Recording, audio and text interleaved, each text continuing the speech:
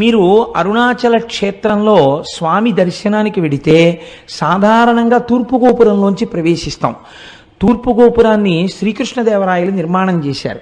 మనకి ఎక్కడికి వెళ్ళండి శ్రీకృష్ణదేవరాయల యొక్క ప్రమేయం లేనటువంటి క్షేత్రం ఉండదు.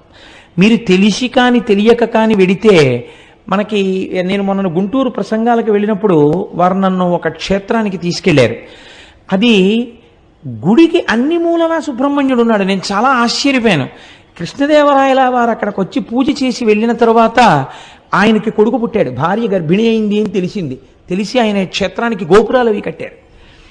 అలాగే ఆ మహానుభావుడు ఆయన తూర్పున గోపురాన్ని కట్టారు. దక్షిణ భారతదేశంలో ఉన్నటువంటి అన్ని దేవాలయాల గోపురాల కన్నా తలెత్తి చూసే గోపురాల్లో అదొకటి అని పెద్దలు చెప్తారు. అంత పెద్ద గోపురం కనపడుతుంటుంది. మీకు ఉత్తర